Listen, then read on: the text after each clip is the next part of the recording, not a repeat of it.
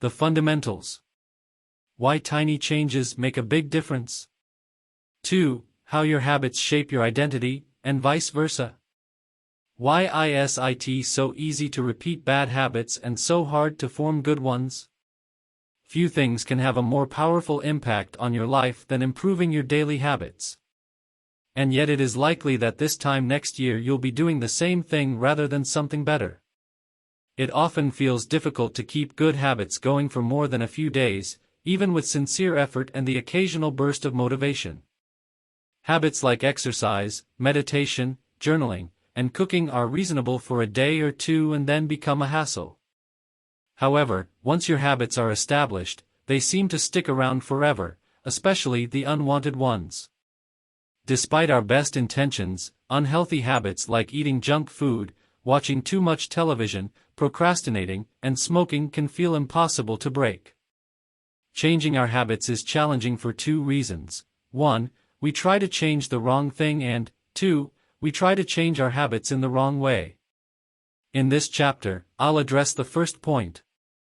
In the chapters that follow, I'll answer the second. Our first mistake is that we try to change the wrong thing. To understand what I mean, consider that there are 3 levels at which change can occur. You can imagine them like the layers of an onion. 3 layers of behavior change. The first layer is changing your outcomes. This level is concerned with changing your results, losing weight, publishing a book, winning a championship. Most of the goals you set are associated with this level of change. The second layer is changing your process. This level is concerned with changing your habits and systems, implementing a new routine at the gym, decluttering your desk for better workflow, developing a meditation practice. Most of the habits you build are associated with this level. The third and deepest layer is changing your identity. This level is concerned with changing your beliefs, your worldview, your self-image, your judgments about yourself and others. Most of the beliefs, assumptions, and biases you hold are associated with this level. Outcomes are about what you get. Processes are about what you do. Identity is about what you believe. When it comes to building habits that last, when it comes to building a system of 1% improvements, the problem is not that one level is better or worse than another. All levels of change are useful in their own way. The problem is the direction of change. Many people begin the process of changing their habits by focusing on what they want to achieve. This leads us to outcome-based habits. The alternative is to build identity-based habits.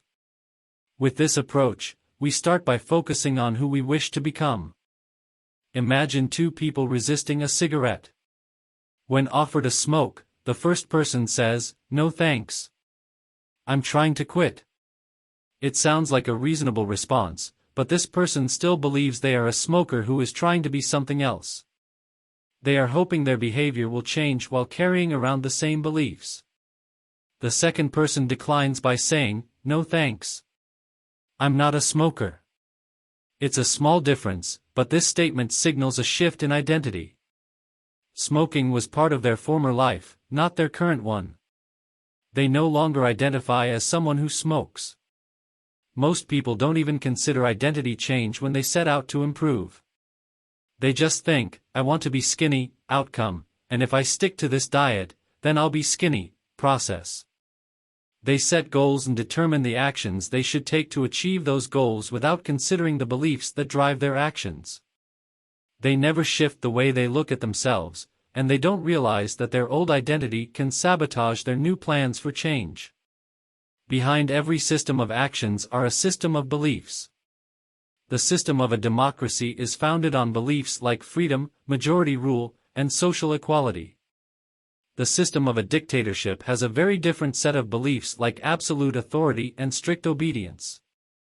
You can imagine many ways to try to get more people to vote in a democracy, but such behavior change would never get off the ground in a dictatorship.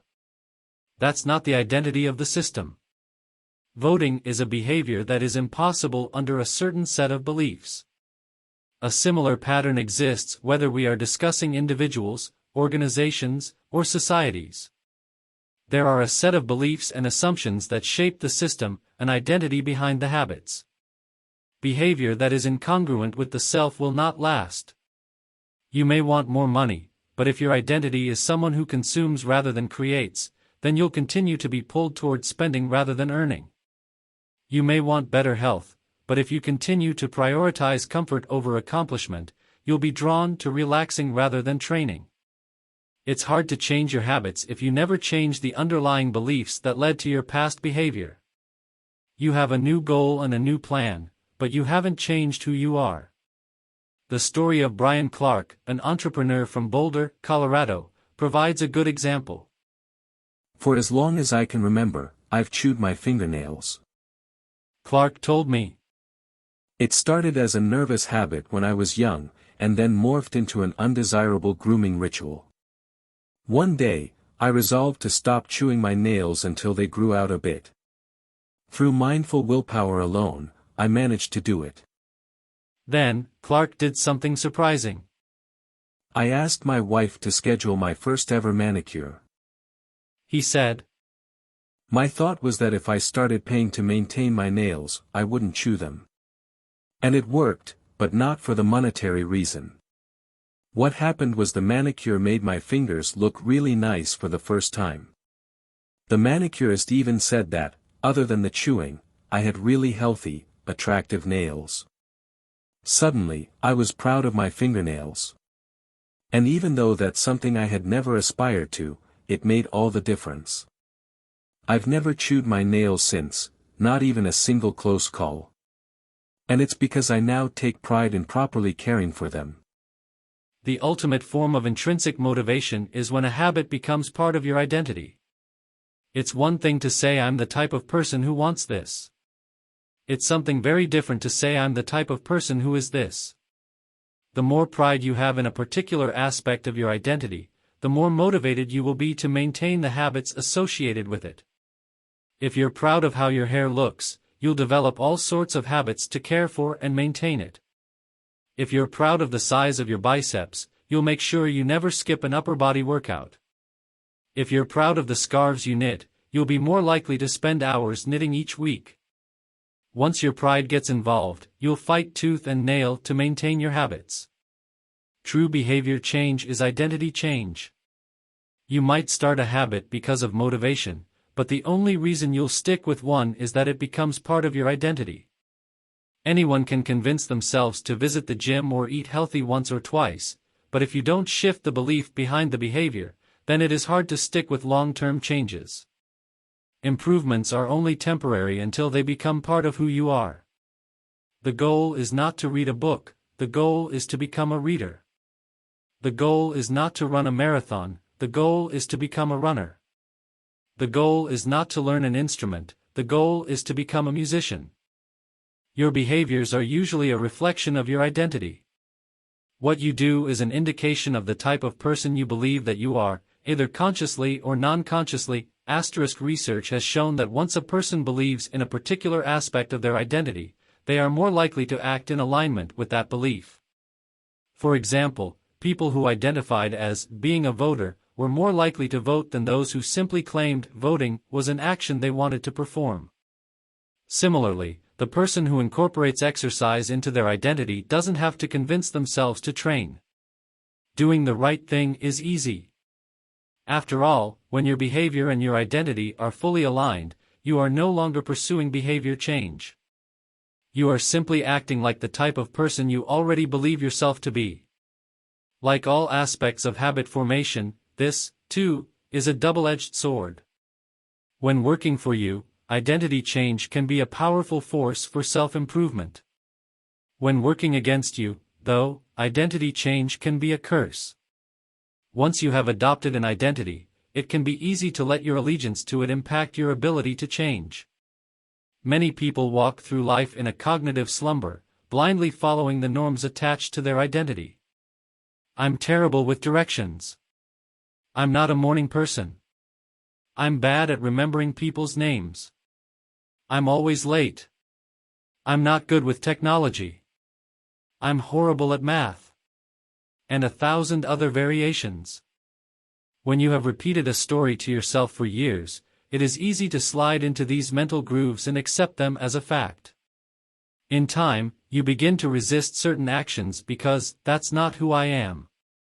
There is internal pressure to maintain your self-image and behave in a way that is consistent with your beliefs. You find whatever way you can to avoid contradicting yourself. The more deeply a thought or action is tied to your identity, the more difficult it is to change it. It can feel comfortable to believe what your culture believes, group identity, or to do what upholds your self-image, personal identity, even if it's wrong. The biggest barrier to positive change at any level, individual, team, society, is identity conflict. Good habits can make rational sense, but if they conflict with your identity, you will fail to put them into action. On any given day, you may struggle with your habits because you're too busy or too tired or too overwhelmed or hundreds of other reasons. Over the long run, however, the real reason you fail to stick with habits is that your self-image gets in the way. This is why you can't get too attached to one version of your identity. Progress requires unlearning. Becoming the best version of yourself requires you to continuously edit your beliefs, and to upgrade and expand your identity.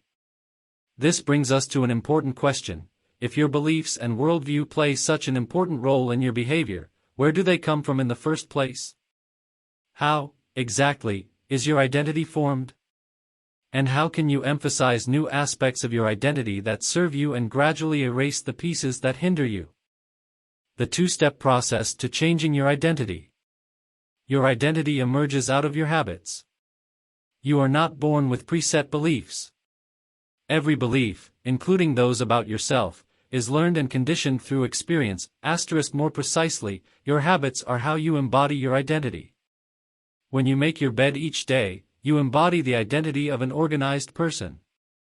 When you write each day, you embody the identity of a creative person. When you train each day, you embody the identity of an athletic person.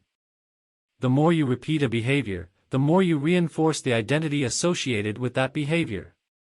In fact, the word identity was originally derived from the Latin words esse entitas, which means being, and identitum, which means repeatedly. Your identity is literally your repeated beingness. Whatever your identity is right now, you only believe it because you have proof of it. If you go to church every Sunday for 20 years, you have evidence that you are religious. If you study biology for 1 hour every night, you have evidence that you are studious. If you go to the gym even when it's snowing, you have evidence that you are committed to fitness. The more evidence you have for a belief, the more strongly you will believe it. For most of my early life, I didn't consider myself a writer. If you were to ask any of my high school teachers or college professors, they would tell you I was an average writer at best, certainly not a standout. When I began my writing career, I published a new article every Monday and Thursday for the first few years. As the evidence grew, so did my identity as a writer. I didn't start out as a writer. I became one through my habits. Of course, your habits are not the only actions that influence your identity, but by virtue of their frequency they are usually the most important ones. Each experience in life modifies your self-image, but it's unlikely you would consider yourself a soccer player because you kicked a ball once or an artist because you scribbled a picture. As you repeat these actions, however, the evidence accumulates and your self-image begins to change. The effect of one-off experiences tends to fade away while the effect of habits gets reinforced with time, which means your habits contribute most of the evidence that shapes your identity. In this way, the process of building habits is actually the process of becoming yourself. This is a gradual evolution. We do not change by snapping our fingers and deciding to be someone entirely new. We change bit by bit, day by day, habit by habit. We are continually undergoing microevolutions of the self. Each habit is like a suggestion: hey, maybe this is who I am. If you finish a book, then perhaps you are the type of person who likes reading. If you go to the gym, then perhaps you are the type of person who likes exercise. If you practice playing the guitar, perhaps you are the type of person who likes music. Every action you take is a vote for the type of person you wish to become. No single instance will transform your beliefs, but as the votes build up, so does the evidence of your new identity. This is one reason why meaningful change does not require radical change. Small habits can make a meaningful difference by providing evidence of a new identity. And if a change is meaningful, it actually is big. That's the paradox of making small improvements. Putting this all together, you can see that habits are the path to changing your identity. The most practical way to change who you are is to change what you do. Each time you write a page, you are a writer. Each time you practice the violin, you are a musician. Each time you start a workout, you are an athlete. Each time you encourage your employees, you are a leader. Each habit not only gets results but also teaches you something far more important: to trust yourself. You start to believe you can actually accomplish these things. When the votes mount up and the evidence begins to change, the story you tell yourself begins to change as well. Of course, it works the opposite way, too. Every time you choose to perform a bad habit, it's a vote for that identity. The good news is that you don't need to be perfect. In any election, there are going to be votes for both sides. You don't need a unanimous vote to win an election, you just need a majority. It doesn't matter if you cast a few votes for a bad behavior or an unproductive habit. Your goal is simply to win the majority of the time. New identities require new evidence. If you keep casting the same votes you've always cast, you're going to get the same results you've always had. If nothing changes, nothing is going to change. It is a simple two-step process. 1. Decide the type of person you want to be. 2. Prove it to yourself with small wins. First, decide who you want to be. This holds at any level, as an individual, as a team, as a community, as a nation. What do you want to stand for? What are your principles and values? Who do you wish to become? These are big questions, and many people aren't sure where to begin, but they do know what kind of results they want: to get six-pack abs, or to feel less anxious, or to double their salary. That's fine. Start there and work backward from the results you want to the type of person who could get those results. Ask yourself, who is the type of person that could get the outcome I want? Who is the type of person that could lose 40 pounds?